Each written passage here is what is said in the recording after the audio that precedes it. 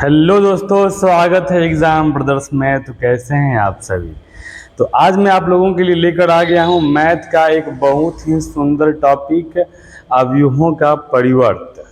अब क्या होता है, आइए शुरू करते हैं दोस्तों।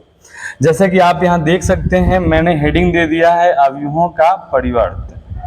ठीक है, तो अवयवों का परिवर्त को इंग्लिश में बोलेंगे ट्रांसपोज ऑफ अ मैट्रिक्स। ठीक है, एकदम सिंपल सा परिभाषा है बाबू।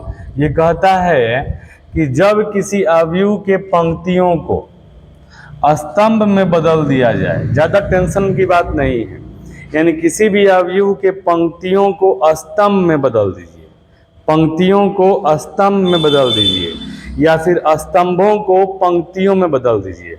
ठीक है ना, उल्टा करना है। एक याद कर लो कि अवयव के पंक्तियों को स्तंभ में बदल दिया जाए तो अवयव का परिवर्त कहते हैं, तो उसे अवयव का परिवर्त कहते हैं। यहाँ छूट गया थोड़ा सा, आप यहाँ थोड़ा सा अच्छे से देख लीजिएगा। बदल दिया जाए तो उसे अवयव का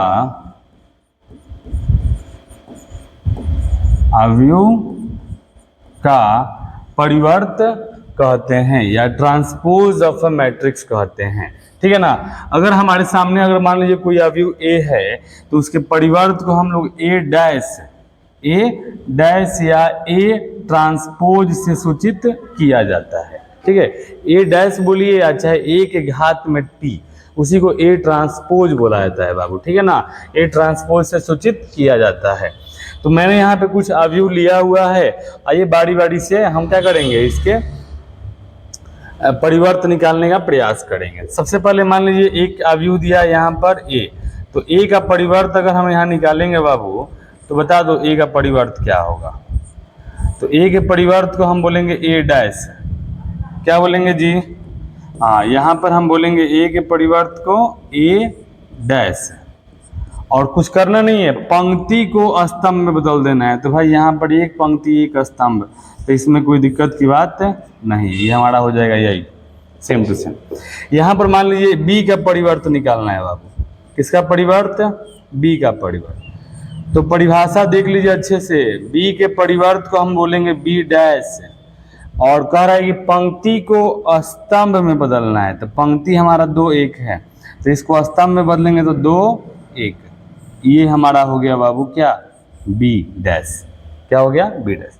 पंक्ति को स्तंभ में बदलना है, पंक्ति को स्तंभ में बदलना है बाबू। ठीक है, यहाँ देखो सी का परिवर्त निकालना है, ज्यादा लोड वाली बात इसमें नहीं है। सी का परिवर्त, तो सी के परिवर्त को बोलेंगे सी डैश। क्या बोलेंगे जी? C dash. करना क्या है बाबू? पंक्ति को स्तंभ, देखिए पंक्ति हमारा -1 0, इसको स्तंभ में बदलना है तो -1 0, 4 -2, पंक्ति इसको स्तंभ में बदलना है, क्या हो जाएगा? 4 -2, ये हमारा हो गया परिवर्त।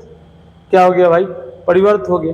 उसी तरह डी का परिवर्त निकालना है, तो डी के परिवर्त को बोलो बाबू, हम डी डैश बोलेंगे ना, और डी डैश का मतलब क्या हुआ बता दीजिए? पंक्ति को स्तंभ में बदलना है। तो पंक्ति हमारा 1 2 3, तो इसको स्तंभ में लिख दो 1 2 3। क्लियर है? चलिए दूसरा पंक्ति 4 5 6, तो इसको स्तंभ में 4 5 6। तीसरा पंक्ति 7 8 9, तो इसको स्तंभ में 7 8 9। तो परिवर्त निकालना बड़ी आसान है बाबू। ठीक है ना, परिभाषा भी याद कर लो कि जब किसी अवयव के पंक्तियों को स्तंभ में लिख दिया जाए तो उसे हम अवयव का परिवर्त या ट्रांसपोज ऑफ मैट्रिक्स कहते हैं। इसे ए डैश या ए ट्रांसपोज से सूचित किया जाता है। ठीक है बाबू, मुझे उम्मीद है आपको यह समझ में आया होगा। चलिए इस पर एक आधारित मैं क्वेश्चन ले रहा हूँ बाबू। ठीक है ना, देखिए सबसे पहले लिखेंगे दिया है। क्या दिया है भाई? तो लिखेंगे दिया है अवयव ए बराबर, बोलो क्या दिया है? दिया है 2 -1 0 5 6 -2। हमसे कह रहे हैं कि ए का परिवर्त ज्ञात करें, ज़्यादा इसमें टेंशन की बात नहीं है। ठीक है ना, यहाँ लिखेंगे ए का परिवर्त।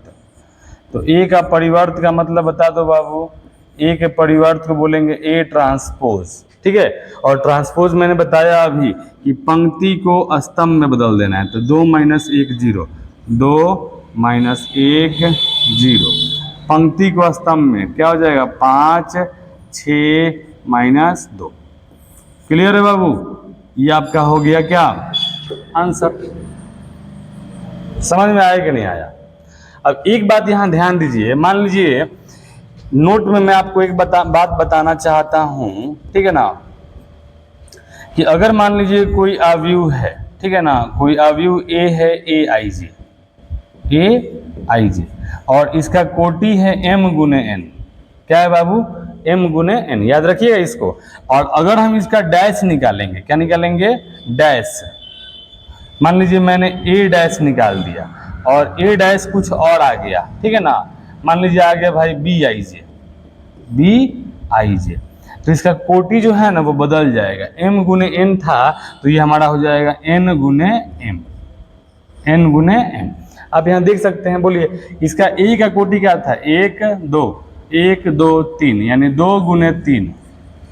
इसका कोटि बताइए, इसका कोटि हो जाएगा 3 गुने 2, क्या हो जाएगा 3 गुने 2। तो पलट गया कि नहीं पलट गया बाबू, देख लीजिए पलट गया। तो जैसा कि आप यहाँ देख सकते हैं, ठीक है ना, कि अगर कोई अवयव है और उसका कोटि m गुने n है और उसका अगर हम डैश निकालेंगे तो उसका कोटि क्या होगा, बदल जाएगा, n गुने m हो जाएगा। क्लियर है बाबू। तो मुझे उम्मीद है आपको अवयव का परिवर्त जो है समझ में आया होगा। तो अगर आपके नोटबुक में अगर इससे संबंधित अगर क्वेश्चन दिए गए हैं तो उसको आप जरूर करिएगा। चलिए मिलते हैं अगले वीडियो में, तब तक के लिए थैंक यू, धन्यवाद।